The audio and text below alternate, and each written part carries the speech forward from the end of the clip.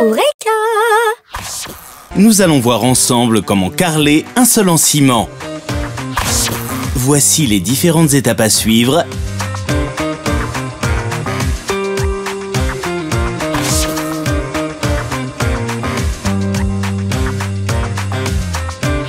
Et le matériel dont vous aurez besoin.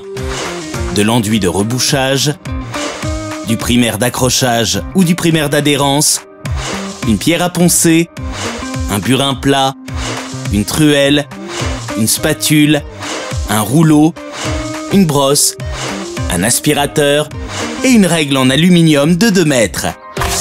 Première étape, tester l'humidité du sol. Pour vérifier l'état de votre sol, faites un test. À l'aide d'un ruban adhésif, fixez sur le sol une feuille de papier aluminium ou cellophane et laissez-la 2 à 3 jours avant de la retirer. Si la feuille est couverte de condensation, alors le sol est humide et vous devrez le traiter en conséquence. Deuxième étape, repérez les défauts du sol en ciment. Mettez-vous l'œil au ras du sol afin de voir l'importance des irrégularités.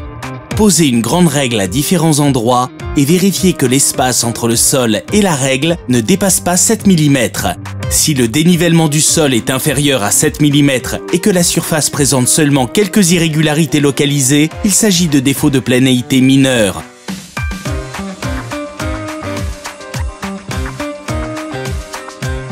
S'il est supérieur à 7 mm et que la surface présente des trous et des fissures à de nombreux endroits, procédez à un ragréage du sol qui consiste à appliquer un mortier de ragréage sur l'ensemble de la surface afin de l'aplanir.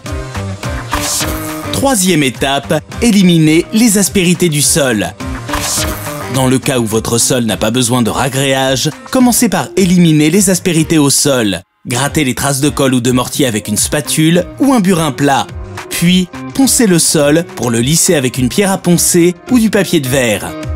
Pour les traces de plâtre ou de ciment, faites bouillir du vinaigre que vous versez dessus. Laissez agir environ 15 minutes, puis frottez avec une brosse. Quatrième étape, rebouchez les fissures et les creux. Commencez par élargir les fissures et les trous avec une spatule pour assurer une meilleure adhésion de l'enduit. Nettoyez-les ensuite avec une brosse afin de les débarrasser de la poussière. Humidifiez légèrement, cela assurera l'adhésion de l'enduit. Utilisez une spatule pour remplir les trous avec l'enduit et une truelle pour le lisser. Laissez sécher complètement. Pour finir, poncez à la pierre à poncer ou au papier de verre pour que la surface soit parfaitement lisse. Cinquième étape, vérifiez et si besoin, corrigez la porosité du sol en ciment. Pour déterminer si votre sol est poreux, versez un peu d'eau et attendez quelques instants. Si des gouttes d'eau se forment à la surface, alors le sol n'est pas poreux. Vous pouvez le recouvrir directement avec le primaire d'accrochage. Si l'eau pénètre dans le sol, alors le sol est poreux. Pour corriger la porosité du sol, préparez un coulis de mortier-colle. Mélangez de l'eau et du mortier en quantité égale et enduisez le sol avec ce coulis à l'aide d'une truelle. Puis, laissez sécher. Sixième étape, nettoyez le sol. Éliminez la poussière en passant l'aspirateur ou le balai. Et nettoyez le sol avec une serpillière ou une éponge et des produits ménagers afin d'en éliminer les taches et les traces de gras. Septième étape, appliquez un primaire d'accrochage sur le sol en ciment.